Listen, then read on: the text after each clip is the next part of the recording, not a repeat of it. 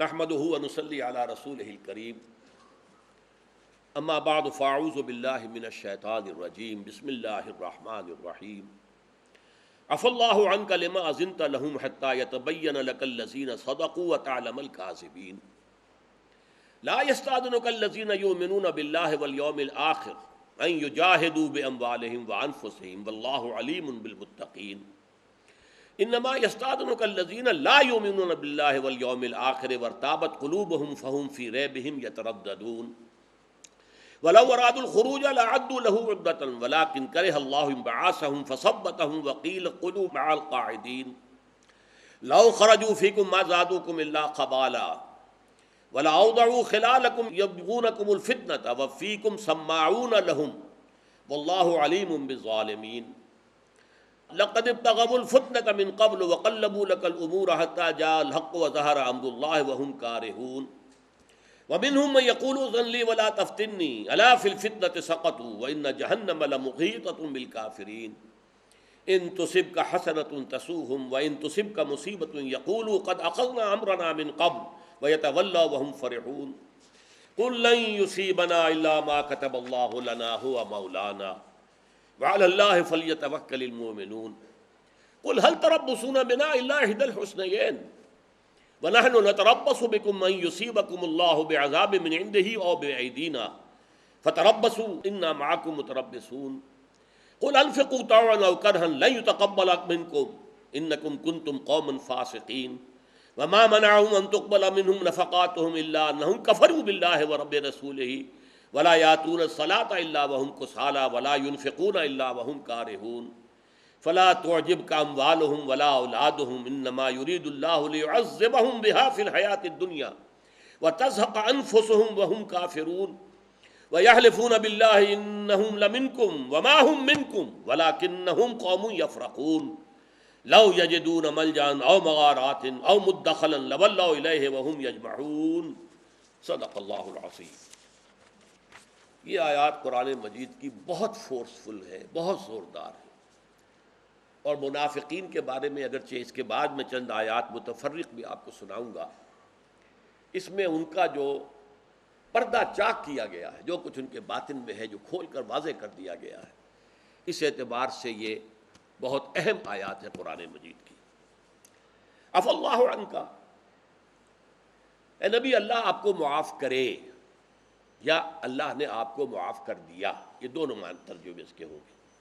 لما اذنت لہم، آپ نے ان کو کیوں اجازت دی، آپ نے ان کے جھوٹے بہانے کیوں قبول کر لیے؟ حضور کو معلوم ہوتا تھا کہ یہ جھوٹ بول رہا ہے۔ اتقوا فراست المومن فإنه ينظر بنور اللہ، اللہ مومن کی فراست سے ڈرو، اس لیے کہ وہ دیکھتا ہے اللہ کے نور سے۔ بندہ مومن کی نگاہ تمہارے دلوں تک بھی پہنچ جاتی ہے، تو حضور کا معاملہ کیا ہوگا؟ لہذا یہ نہیں تھا کہ آپ کو معلوم نہیں تھا، آپ مسکرا پڑتے تھے، ٹھیک ہے جاؤ، لیکن یہ کہ اللہ فرما رہا آپ نے کیوں ان کو اجازت دی؟ انہیں تو کور مل گیا نا، ہمیں تو اجازت دے دی، ہمارے پاس تو اجازت ہے، حضور نے ہمیں ایکسپٹ کر دیا ہے۔ حتیٰ یتبین لک الذین صدقوا، یہاں تک کہ بات آپ پر واضح ہو جاتی کہ کون سچے ہیں، وتعلم الکاذبین، اور آپ جان لیتے جھوٹوں کو۔ آپ اجازت نہ دیتے تب بھی انہوں نے جانا نہیں تھا، ان کا جھوٹ تو کھل جاتا نا، وہ کور تو نہ رہتا ان کے پاس، معلوم تو ہوتا کہ انہوں نے نافرمانی کی ہے، کہ حضور کی اجازت کے بغیر بیٹھ رہے۔ عفا اللہ عنک لما اذنت لهم حتى يتبين لك الذين صدقوا وتعلم الكاذبين لا يستأذنك الذين يؤمنون بالله واليوم الآخر، اے نبی وہ لوگ تو آپ سے اذن طلب ہی نہیں کرتے، اجازت مانگتے ہی نہیں جو اللہ پر اور یوم آخر پر ایمان رکھتے ہیں۔ کیا وہ اذن مانگیں گے ان یجاہدوا باموالہم وانفسہم، کہ انہیں مستثنا کر دیا جائے اپنے جانوں اور مالوں کے ساتھ جہاد کرنے سے؟ نہیں، اہل ایمان تو کبھی اجازت طلب نہیں کر سکتا۔ واللہ علیم بالمتقین، اللہ تعالیٰ اپنے متقی بندوں سے خوب واقف ہے۔ انما یستاذنک الذین لا یؤمنون باللہ والیوم الآخر، یہ جو اجازت لینے آپ سے آتے ہیں یہ وہی ہیں جو اللہ پر اور یوم آخر پر ایمان نہیں رکھتے۔ ورتابت قلوبہم، اور ان کے دلوں کے اندر شکوک و شبہات ہیں، ریب ہے۔ فَهُمْ فِي رَيْبِهِمْ يَتَرَدَّدُونَ، ریب کا لفظ بھی آ گیا، اور وہ اسی اپنے شک کی وجہ سے متردد ہیں۔ متردد کسے کہتے ہیں؟ چلوں نہ چلوں، متردد، اسی کو کہا گیا ہے مذبذبین بین ذالک، مذبذب، چلوں نہ چلوں، بڑھوں نہ بڑھوں، اسی کو کہا گیا الہ ہؤلاء ولا الہ ہؤلاء، یہ نہ ان کے ساتھ ہے نہ ان کے ساتھ ہے، مذبذبین بین ذالک، ان دونوں کے مابین مذبذب ہے۔ تو فہم فی ریبہم یترددون ولو ارادوا الخروج، اگر ان کا ارادہ ہوتا اللہ کی راہ میں نکلنے کا، لعدوا لہم عدۃ، تو اس کے لیے تیاریاں کرتے، اس کے لیے اپنی اونٹنی کو کھلا پلا کے تکڑا کرتے، اپنے لیے رسد جو ہے راستے کا وہ مہیا کرتے، جمع کرتے، لعدوا لہ عدۃ ولکن کرہ اللہ بعاثہم۔ اب دیکھیے ایک عجیب بات آ رہی ہے، ایک طرف بظاہر حضور سے کہا جا رہا ہے کہ آپ نے کیوں اجازت دی، آپ اجازت نہ دیتے تو ان کا نفاق کھل جاتا، معلوم ہو جاتا کہ یہ کتنے پانی میں ہے، جانا انہوں نے نہیں تھا، جان پیاری ہے انہیں، مال پیارا ہے، گھر کا آرام، نخلستان کا آرام کہاں، اس دھوپ اور اس گرمی اور اس شدید موسم کے اندر نکلنا اور سفر کرنا صحرا کا، تو وہ معلوم ہو جاتا۔ لیکن اب دیکھیے ایک ہے ظاہر ایک معاملہ، ایک اس کا باطن بھی ہے۔ باطن کیا ہے؟ اللہ ہی نے پسند نہیں کیا کہ وہ اٹھتے، ولیکن کرہ اللہ انبعاثہم، بعث کسی کو اٹھانا، انبعاث باب انفعال، خود اٹھنا اللہ نے پسند نہیں کیا۔ اللہ نے ان کے دلوں کی کیفیت کو دیکھ لیا اور اللہ تعالیٰ نے ہی پسند نہیں کیا کہ یہ اٹھتے، فثبتہم، تو ان کو جما دیا زمین کے اندر، گاڑ دیا ان کو، وقیل اقعدوا مع القاعدین، اور اللہ تعالیٰ کی طرف سے کہہ دیا گیا اب بیٹھے رہو بیٹھنے والوں کے ساتھ۔ کیا حکمت کیا تھی؟ بہت عمدہ آیات ہے یہ، لو خرجوا فیکم ما زادوکم الا خبالا، اے مسلمانوں اگر یہ تمہارے ساتھ نکلتے اس سفر پر تو نہ اضافہ کرتے تمہارے لیے مگر خرابی کا، کوئی نہ کوئی سازش ہوتی، کوئی نہ کوئی ایک کو دوسرے کے خلاف بھڑکاتے، خود حضور کے خلاف بھڑکاتے، کیا ہو گیا انہوں نے وہ ساری جو ہے دانش ان کی کہاں چلی گئی، کہاں جا رہے ہیں، رومیوں سے ٹکر لینے۔ رومن لیجنز آج بھی تاریخ میں مشہور ہیں، لاکھوں کی ٹرینڈ آرمیز اور غرق اہم رومن لیجنز دنیا کی تاریخ کے اندر عظیم ترین فوج کے طور پر آج ادھر جا رہے ہیں۔ ہمارے پاس تو زرہ نہیں، ہمارے پاس کچھ نہیں، تو یہ ہوتے تو دل تمہارا اور کھٹا کرتے، تمہارے اندر بھی کوئی بدلی پیدا کرتے۔ لو خرجوا فیکم ما زادوکم الا خبالا ولاوضعوا خلالکم یبغونکم الفتنہ، اور یہ تمہارے درمیان گھوڑے دوڑاتے جاتے اور تمہارے درمیان فتنے پیدا کرتے۔ ان کے دلوں کا روگ جو ہے اس کا نتیجہ یہ نکلتا۔ اب دیکھیے ایک کام بظاہر ایک اعتبار سے صحیح نہیں ہوا، اگر حضور اجازت نہ دیتے تو ان کا کفر واضح ہو جاتا، ان کا نفاق کھل کر آ جاتا، لیکن اس میں بھی حکمت ہے اللہ کی۔ اسی کو میں مثال دیا کرتا ہوں کہ ایک شخص نے فرض کیجئے کسی کبڑے کو لات ماری، لیکن اس کی کمر سیدھی ہو گئی، اس نے جو ہے وہ تو غلط کام کیا تھا، لیکن اللہ نے اس کو اس شخص کے لیے، کبڑے کے لیے مفید بنا دیا۔ یہ میں مثال دے رہا تھا کہ یہاں دیکھیے دو چیزیں سامنے آ رہی، بلکہ ایک اور بھی بظاہر تضاد ہے۔ سورہ نور میں کہا گیا ہے کہ اے نبی جو لوگ آپ سے اجازت مانگیں، کسی اجتماعی معاملے میں شریک ہے، مسلمان کوئی آتا ہے حضور مجھے ذرا کام ہے گھر، مجھے اجازت دے دی، تو اگر آپ سمجھے کہ صحیح ہے تو اجازت دے دیا کریں، اس لیے کہ آپ سے اجازت وہی مانگتے ہیں کہ جن کے دل میں ایمان ہے۔ اب نوٹ کیجئے، یہاں کہہ رہے ہیں کہ اجازت وہ مانگتے ہیں جن کے دل میں ایمان نہیں ہے، سورہ نور میں اجازت تو وہی مانگتے ہیں جن کے دل میں ایمان ہے۔ بظاہر تضاد ہے؟ تضاد نہیں ہے۔ دیکھیے تین مرحلے ہیں، تین۔ ایک یہ بغیر اجازت کے لیے چپکے سے کھسک جانا، ایک ہے اجازت لے کر جانا، ایک ہے نہ جانے کی اجازت چاہنا۔ اب یہ تین چیزیں ہیں، تو جو چپکے سے کھسک جاتے ہیں ان سے بہتر وہ لوگ ہیں جنہوں نے اجازت طلب کی ہے اور اجازت لے کر بیٹھ گئے۔ یہ وہی لوگ ہوں گے جو چپکے سے کھسک گئے، ان میں ایمان نہیں ہے. وہ تو ایک دوسرے کی آنکھیں بچا کر اسی سورہ توبہ کے آخر میں آتا ہے، حل یراکم من احد، ان کو دیکھ تو نہیں رہا تمہیں، کھسک جاؤ یہاں سے، کیونکہ اب مطالبہ شروع ہو جائے گا، آپ کھڑے ہو. تو ایک وہ ہوتے تھے جو کھسکتے تھے بغیر پوچھے بغیر بتائے، یہ تو ایمان سے بالکل خالی تھے. جن کے دلوں میں کچھ ایمان تھا وہی آتے تھے، حضور مجھے ضرورت ہے، مجھے اجازت دے دیجیے. اس میں بھی کہا اگر آپ سمجھیں کہ ہاں ٹھیک ہے، ہو سکتا ہے آپ سمجھیں کہ اتنا اہم معاملہ ہے کہ یہاں پہ ہم افورڈ نہیں کر سکتے، ہمارا ایک آدمی بھی اس وقت یہاں سے جائے، ہمیں پوری طاقت درکار ہے، تو آپ کو اختیار ہے، آپ اسے اجازت نہ دیں. لیکن اگر آپ سمجھیں ان شیتا لمن شیتا، جس کو آپ چاہیں اجازت دے دیں، وہ آپ سے اجازت وہی طلب کرتا ہے جس کے دل میں ایمان ہے. لیکن یہاں آ کر معاملہ کیا ہوا ہے، یہ ہے نفیر عام. اس سے پہلے کبھی نفیر عام نہیں تھی کہ ہر صاحب ایمان کا نکلنا لازم ہے، کبھی نہیں تھی. یہ پہلا موقع تھا غزوہ تبوک کے موقع پر کہ نفیر عام تھی کہ ہر صاحب ایمان کا نکلنا لازم. 30,000 کا لشکر نکلا ہے، تو یہ ایسے تو نہیں نکلا ہے. مدینے میں کتنے ہوں گے؟ 2-3 ہزار آدمی. یہ 30,000 کہاں سے آئے؟ یہ پورے عرب کے اندر سے آئے. تو یہاں فرمایا جا رہا ہے کہ اس موقع پر جو اجازت طلب کر رہے ہیں یہ ایمان سے خالی ہیں، ان کے دلوں میں ایمان نہیں ہے. لیکن یہ کہ ان کے نہ ساتھ جانے میں ایک حکمت بھی ہے اللہ کی، اور اللہ نے ان کو دلوں کے اندر جو ہے جو ان کی نفاق تھے، اللہ تو واقف ہے، تو ان کے قدم بھی بوجھل کر دیے، ان کو بٹھا بھی دیا. لو خرجوا فیکم ما زادوکم الا خبالا، اگر یہ تمہارے مابین تمہارے ساتھ نکلتے تو یہ تو سوائے خرابی کے تمہارے اندر کسی چیز میں اضافہ نہ کرتے، تمہاری قوت نہ بنتے، قوت میں اضافے کا ذریعہ نہ بنتے، فتنے اور خرابی کا ذریعہ بنتے. وَلَأَوْضَعُوا خِلَالَكُمْ يَبْغُونَكُمُ الْفِتْنَةَ، اور وہ گھوڑے دوڑا دے تمہاری صفوں کے دوران، ادھر سے ادھر، ادھر سے ادھر پھر رہے ہیں، اس سے بات کی، اس سے بات کی، چپکے سے اس کے کان میں کی، اس کے کان میں کی، فتنہ پیدا کرنے کے لیے. وَفِيكُمْ سَمَّاعُونَ لَهُمْ، اور تمہارے اندر کچھ لوگ ہیں ان کے لیے سننے والے. اچھا، سماع کا لفظ جو آیا ہے، ایک ہے سامع، سننے والا. سماع یہ گویا کہ بہت مبالغے کا صیغہ ہے، فعال، بہت زیادہ. تو اس طریقے سے یہ ان میں سماع ہیں جو بہت توجہ سے سنتے ہیں. اس کے 2 معنی ہیں. فیکم سماعون لہم، اے مسلمانوں تمہاری صفوں میں ایسے لوگ ہیں جو ان کی بات بڑی توجہ سے سنتے ہیں. وہ جو بھی ہے ضعیف الایمان، وہ اس منافق کی بات بڑا کان لگا کے سنے گا، ضعیف الایمان ہے.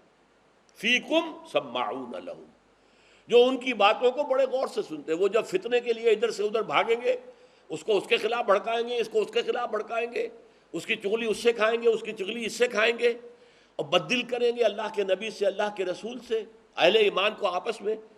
تو تمہارے اندر کچھ لوگ ہیں جو ان کی باتوں کو توجہ سے سنتے ہیں. ایک دوسری بات کیا ہے، تمہاری صفوں میں ایسے لوگ ہیں جو ان کے جاسوس ہیں، وہ ان کے لیے سننے کے لیے آتے ہیں یہاں پر، تمہارے اجتماعات میں اس لیے شامل ہوتے ہیں کہ تمہاری باتیں یہاں سے سن کر ان تک پہنچا دیں. وہ جو ان کے گرو گھنٹال ہیں ان کو جا کر وہ باتیں بتا سکیں. سماعون لہم، ان کے لیے سننے کے لیے آتے ہیں یہاں پر، تاکہ انہیں جا کر تمہاری ساری خبریں جو ہے وہ پہنچا دیں. واللہ علیم بالظالمین، اللہ ان تمام ظالموں سے خوب واقف ہے.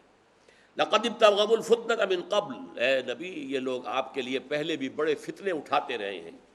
وقلبوا لك الامور، یہاں اور آپ کے لیے معاملات کو تلپٹ کرنے کی کوشش کرتے رہے ہیں. حتی جاء الحق، یہاں تک کہ جزیرہ نمائے عرب کی حد تک حق آ گیا. وظہر امر اللہ، اور اللہ کا معاملہ ظاہر ہو گیا، غالب ہو گیا. لیظہرہ علی الدین کلہ، کی شان جزیرہ نمائے عرب میں ظاہر ہو گئی. وَهُمْ كَارِهُونَ، انہیں یہ پسند نہیں تھا. وہ تو ابھی دیکھ رہے تھے، تیل دیکھو تیل کی دھار دیکھو، انہیں فتح ہوئی تو ان کے ساتھ ہو جائیں گے، ان کی فتح ہوئی تو ان کے ساتھ ہو جائیں گے، مذبذبین بین ذالک، یہ ان کی شکل تھی. وَمِنْهُمْ مَنْ يَقُولُ اذْن لِي وَلَا تَفْتِنِّي، یہ ایک خاص واقعہ تھا، بہت ہی کوئی ذلیل آدمی تھا، بہت بڑا منافق لعنت اللہ علیہ، جد ابن قیس. اس نے آ کر حضور سے کہا، حضور مجھے اجازت دے دیجئے، مجھے فتنے میں نہ ڈالیے. فتنہ کیا ہے؟ میں نے سنا ہے کہ رومی عورتیں جو ہیں، شامی عورتیں، رومی عورتیں بہت حسین ہوتی ہیں. اب میں ذرا حسن پرست قسم کا انسان ہوں، میں فتنے میں پڑ جاؤں گا. لہذا آپ مجھے ایکسیپٹ کر دیں۔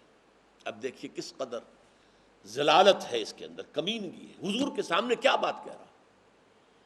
تو یہ ہے، فرمایا اللہ تعالیٰ نے، وہ تو کہہ رہا ہے کہ مجھے اجازت دے دیجئے، مجھے اس فتنے میں نہ ڈالیے۔ الا فی الفتنۃ سقطوا، فتنے میں تو وہ گر چکے ہیں، اور کیا فتنہ ہوگا؟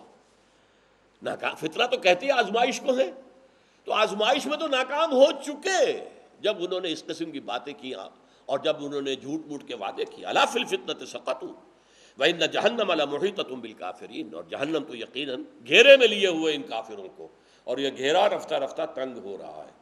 جیسے زندگی کے لمحات کم ہو رہے ہیں، جہنم کا گھیرا ان کے گرد تنگ ہوتا چلا جا رہا ہے۔ ان تصب کا حسنۃ تسوہم، اے نبی اگر آپ کو کوئی خیر پہنچتا ہے تو انہیں دکھ ہوتا ہے، یہ کیوں فتح حاصل ہو گئی، ان کے تو حوصلے بڑھ جائیں گے، ان کے تو حوصلے جو ہیں اور بلند ہو جائیں گے، انہیں برا لگتا ہے۔ وَإِن تُصِبْكَ مُصِیبَةٌ، اگر کوئی مصیبت آ جائے، تکلیف آ جائے، يَقُولُوا قَدْ أَخَذْنَا أَمْرَنَا مِنْ قَبْلُ، تو کہتے ہیں جی ہم نے تو اپنا معاملہ پہلے درست کر لیا تھا، ہم نے تو دیکھ لیا تھا مصیبت آئے گی، ہم کوئی بیوقوف تھوڑا ہی ہیں، اس لیے ہم نے اجازت لے لی تھی، ہم بیٹھ گئے تھے، ہم نہیں گئے تھے، تو ہم تو دانشمند لوگ ہیں، یہ بیوقوف لوگ تھے، جا کے مرے، کھپ گئے، ختم ہو گئے۔ ان تصبک حسنۃ تسوہم وان تصبک مصیبۃ یقولوا قد اخذنا امرنا من قبل ویتولوا وهم فرحون، اور وہ پیٹھ موڑتے ہیں اور بڑے شاداں و فرحاں ہوتے ہیں، مسلمانوں پر یہ مصیبت آ گئی۔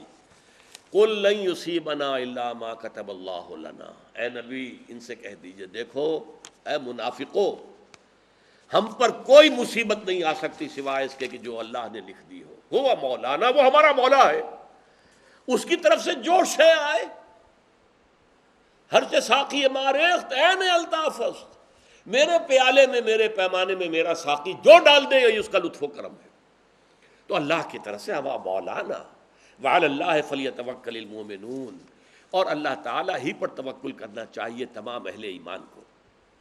قل، بہت عظیم آیت ہے، قل هل تربصون بنا الا احدى الحسنيين، اے نبی ان سے کہیے تم ہمارے بارے میں دو نہایت عمدہ باتوں کے سوا اور کس شے کی تم امید کر سکتے ہو؟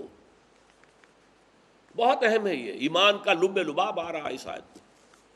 حسنین، جیسے میں نے بتایا تھا، احسن کا حسنہ بنے گا، اکبر سے کبرا، اصغر سے صغرا، اسفل سے سفلا، اعلیٰ سے علیا، تو حسنہ یہ ہے احسن کا مؤنث۔ حسنیان، دو انتہائی حسین چیزیں، دو انتہائی خوبصورت چیزیں، ہمارے لیے تو دو آلٹرنیٹیوز ہیں، دونوں انتہائی جو ہے ہمارے لیے خوش آئند۔ اگر ہم سب کے سب شہید ہو گئے کامیاب، اگر ہم فتح کے ساتھ لوٹ آئے تو بھی کامیاب۔ ہماری تو چت بھی ہے اور پٹ بھی ہے، ہمارے لیے کوئی اور تیسرا آلٹرنیٹیو تم کیا سوچ سکتے ہو؟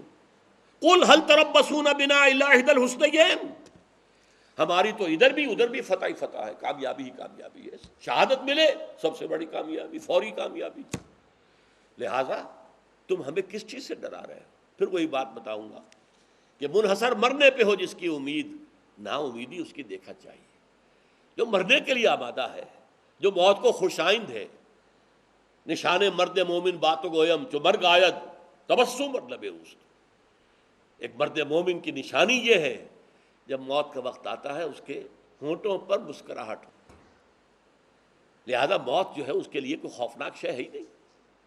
وَنَحْنُ نَتَرَبَّصُ بِكُمْ، اور ہم تمہارے بارے میں یہ خیال رکھتے ہیں، اس امید میں ہیں، أَن يُصِيبَكُمُ اللَّهُ بِعَذَابٍ مِّنْ عِنْدِهِ أَوْ بِأَيْدِينَا، کہ تم پر اللہ تعالیٰ عذاب لائے یا اپنے پاس سے یا ہمارے ہاتھوں، کہیں ہمیں اجازت مل جائے کہ تم قلع قمع کر دیں اور تمہیں ہم جو ہے ٹکڑے ٹکڑے کر دیں، یہ بھی ہو سکتا، جیسے مشرکین کے بارے میں آ گیا فَاقْتُلُوهُمْ حَيْثُ وَجَدتُّمُوهُمْ، اگرچہ نوبت نہیں آئی، اسی طرح کا کوئی فیصلہ اللہ کا آ سکتا تھا، ان منافقوں کی گردنیں اڑا دو، تو ہو سکتا ہے اللہ تعالیٰ جو ہے تم پر کوئی عذاب اور نازل کرے، زمین میں تم سب کو دھسا دے، اللہ کر سکتا ہے۔ من عندہ او بأیدینا فتربصوا انا معکم متربصون، تو اچھا کرو انتظار، تم مذبذب ہو، متردد ہو، تم ابھی اسی ششو پنج میں ہو، تم دیکھتے ہو تیل دیکھو، تیل کی دھار دیکھو، دیکھو اونٹ کس کروٹ بیٹھتا ہے، تو فتربصوا انا معکم متربصون، تو ہم بھی تمہارے ساتھ متربص ہیں، ہم بھی انتظار کر رہے ہیں اللہ کا فیصلہ کب آتا ہے اور کب اللہ تعالیٰ کی طرف سے ہمیں اجازت ملتی ہے تمہارے خلاف جہاد کرنے کی۔ اب آخری بات سمجھ لیجئے کہ منافقین کا جیسا کہ میں نے عرض کیا تھا آخری انجام اس سورہ مبارکہ میں ایک تو وہ آیت نازل ہوئی یا ایھا الرسول جاہد الکفار والمنافقین واغلظ علیہم ومأواہم جہنم ولبئس المصیر۔ اے اللہ کے رسول جہاد کرو کفار سے بھی اور منافقین سے بھی اور ان پر سختی کرو، واغلظ علیہم۔ آپ کی جو مروت ہے، آپ کے اندر جو نرمی ہے، شفقت ہے، رقت قلبی ہے، اس سے یہ فائدہ نہ اٹھائیں۔ یہ آپ کی رحمت شفقت اہل ایمان کے حصہ کی چیز ہونی چاہیے۔ ان کے لیے تو آپ جو ہے اپنے کندھے بھی جھکائیں، جب آپ کے پاس آئیں تو انہیں کہیں سلام کریں انہیں، لیکن یہ ہے کہ ان بدبختوں کے لیے آپ کے دل میں کوئی نرم گوشہ نہیں ہونا چاہیے۔ یا ایھا النبی جاہد الکفار والمنافقین واغلظ علیہم ومأواہم جہنم وبئس المصیر۔ یہ آیت اس صورت میں بھی آئی ہے اور پھر سورہ تحریم کے اندر بھی آئی ہے۔ اس کے علاوہ 3 فیصلے ان کے بارے میں اس سورہ مبارکہ میں آئے۔ جیسا کہ میں نے کہا تھا اب دروازہ توبہ کا بند، غزوہ احزاب تک سورہ احزاب میں ابھی ان کے لیے دروازہ کھلا رکھا گیا، اب بھی توبہ کر لو باز آ جاؤ۔ اب کیا ہے استغفر لہم او لا تستغفر لہم، یہ آیت نمبر 80 ہے۔ اے نبی آپ ان کے لیے استغفار کریں یا نہ کریں، ان تستغفر لکم 70 مرۃ فلن یغفر اللہ لہم، اگر آپ 70 مرتبہ بھی استغفار کریں گے ان کے لیے تب بھی اللہ ہرگز انہیں معاف نہیں کرے گا۔ ذالک بانہم کفروا باللہ ورسولہ واللہ لا یہدی القوم الفاسقین، یہ اس لیے کہ انہوں نے اللہ اور اس کے رسول کا کفر کیا ہے اور اللہ ایسے فاسقوں ایسے ناہنجاروں کو ہدایت نہیں دیتا۔ بند ہو گیا دروازہ۔ نمبر 2 اعلان ولا تصلی علی احد مات ابدا ولا تقم علی قبرہ، اے نبی اب ان میں سے جو بھی مرے آپ ان کی نماز نہ پڑھیں، جنازہ نہ ادا کریں اور نہ اس کی قبر پر کھڑے ہوں۔ انہم کفروا باللہ ورسولہ وماتوا وہم فاسقون، یہ وہ لوگ ہیں جو اللہ اور اس کے رسول کا کفر کر چکے ہیں اور جو مرے ہیں ان میں سے جو بھی مرے گا وہ فاسق کی حیثیت سے مرے گا، ناہنجار، سرکش، نافرمان۔ تو اس کے بعد کیا ہوتا تھا کہ حضور کسی منافق کے بارے میں کہا گیا، اس کا انتقال ہو گیا، حضور نماز پڑھا دی، صلو علی اخیکم، جاؤ تم پڑھ لو اپنے بھائی، ظاہر بات ہے اس کے کنبے قبیلے کے لوگ آتے تھے درخواست لے کر کے آپ نماز جنازہ پڑھا دیں، صلو علی اخیکم۔ لیکن یہ معاملہ آپ کرتے تھے مقروض کے لیے بھی۔ مقروض اگر کوئی شخص مرا ہے تو آپ اس کی نماز جنازہ ادا نہیں کرتے تھے جب تک کہ اس کے ورثاء یا اس کے لواحقین اس کا قرض ادا نہ کر دیں۔ لہذا وہاں تو بات کھل جاتی تھی کہ یہاں نماز جنازہ سے جو اللہ تعالیٰ کے رسول نے انکار کیا ہے وہ قرض کی وجہ سے، لیکن جہاں قرض کا معاملہ نہ ہو اب پردہ چاک ہو گیا کہ یہ بدبخت منافق تھا، اس لیے اللہ کے رسول صلی اللہ علیہ وسلم نے اس حکم کی روح سے ولا تصلی علی احد مات ابدا، کبھی بھی اب ان میں سے کسی کی نماز جنازہ نہ پڑھیے، ولا تقم علی قبرہ، اس کے قبر پر کھڑے نہ ہو، انہم کفروا باللہ ورسولہ وماتوا وہم فاسقون، یہ کفر کیا انہوں نے اللہ کا اس کے رسول کا اور وہ مرے ہیں اسی حالت میں کہ وہ فاسق تھے۔ اس کے بعد فرمایا والذین اتخذوا مسجدا ضرارا، جن لوگوں نے ایک مسجد بنائی ہے ضد کی، ضرار کی، ضرر پہنچانے کے لیے مسلمانوں کو۔ یہ منافقین نے مدینے کے اندر ایک مسجد بنائی تھی، مسجد قباء کے نزدیک ذرا، اور وہ تھا اڈا ان کا باہمی مشاورت۔ اب مسجد نبوی میں آئے، وہاں ملے ہیں آپس میں، لیکن گفتگو نہیں کر سکتے، کوئی مسلمان سن نہ رہا ہو، مشورے کہاں کریں؟ تو اچھا اپنی مسجد ایک علیحدہ بنا لو، جسے آپ کہتے ہیں 1.5 اینٹ کی مسجد، وہ مسجد بنا لی۔ قرآن نے اسے مسجد ضرار کہا، یہ مسجد جو ہے، اور پھر بڑی خوشامد کی حضور کی کہ حضور ایک دفعہ آ کر آپ وہاں نماز پڑھ لیجئے، تاکہ ہماری مسجد کو بھی، حضور کو روک دیا گیا۔ یہ مسجد ضرار ہے، والذین اتخذوا مسجدا ضرارا، اور فرمایا لا تقم فیہ ابدا، کبھی اس میں جا کے نماز نہ پڑھیے۔ قرآن میں تو اسی طرح کا حکم آیا ہے صرف، لیکن حضور نے پھر اگلا قدم اٹھایا اور جاتے ہی مدینے واپس جو ہے اس مسجد کو مسمار کر دیا۔ آگ لگا دی۔ کہنے کو مسجد تھی، ظاہری مسجد تھی، شکل مسجد کی تھی، لیکن حقیقت میں وہ منافقین کا مرکز، منافقین کی باہمی مشاورت کا اڈا، اور جو دشمنوں کے جاسوس باہر سے آتے تھے، اگر وہ ابو عامر راہب بھی آتا تھا کہیں سے باہر سے چپکے چپکے تو وہ اس کے ٹھہرنے کی جگہ بھی ہوتی تھی۔ تو اس کے لیے یہ ہے کہ پہلا اقدام حضور نے فرمایا صلی اللہ علیہ وسلم کہ اس مسجد کو تباہ و برباد کر دیا۔ اور ایک روایت میں آتا ہے کہ ایک موقع پر حضور نے نفاق کا پردہ جو چاک کرنا شروع کیا، ایک تو یہ کہ جس کی نماز جنازہ نہیں پڑھی معلوم ہو گیا منافق تھا، اور ایک یہ کہ آپ نے ایک مرتبہ جب کہ آپ تشریف فرما تھے صلی اللہ علیہ وسلم مسجد نبوی میں، تو آپ نے کہا فلاں ابن فلاں اٹھ جاؤ، ہماری مسجد سے نکل جاؤ، فلاں ابن فلاں اٹھو نکلو ہماری مسجد سے۔ تو 30 کے قریب آدمیوں کو آپ نے اپنی مسجد سے نکال دیا۔ یہ روایت ہے، حافظ احمد یار صاحب مرحوم نے مجھے سنائی تھی، حوالہ بھی دیا تھا، لیکن یہ کہ مجھے اس وقت حوالہ مستحضر نہیں ہے، لیکن وہ ایک ثقہ آدمی تھے۔ تو گویا کہ اس کے بعد منافقین کا بھی آخری انجام کا معاملہ جو ہے وہ اس سورہ توبہ کے اندر آ گیا۔ تو یہ سورہ جسے میں نے کہا تھا 2 نشستوں قبل کہ یہ سورۃ البعثتین، 2 بعثتیں، جن میں سے ایک بعثت الی امیین، ایک الی کافۃ الناس بشیرا و نذیرا، ان دونوں کا جو آخری کلائمیکس ہے، پہلے 5 رکوع اس سے متعلق اور باقی کے 11 رکوع اس سے متعلق۔ کچھ اس میں سے رکوع وہ ہے کہ جو غزوہ تبوک سے پہلے نازل ہوئے، جانے سے پہلے، ابھی تیاری ہو رہی تھی، اعلان عام تھا نکلو، اور حضور نے صاف اعلان کر دیا تھا، حالانکہ اس سے پہلے آپ غزوات میں اعلان نہیں کرتے تھے کہ کہاں ہم جا رہے ہیں، لیکن یہ کہ اعلان کر دیا تھا کہ اب رومیوں سے جنگ ہے، نکلو اللہ کی راہ میں، ہر صاحب ایمان کے لیے نکلنا لازم ہے۔ یہ گویا کہ آپ نے اپنی حیات طیبہ کے آخری ایام میں اپنے انقلاب کا 7واں مرحلہ خود شروع فرما دیا، لیکن فرمایا کب؟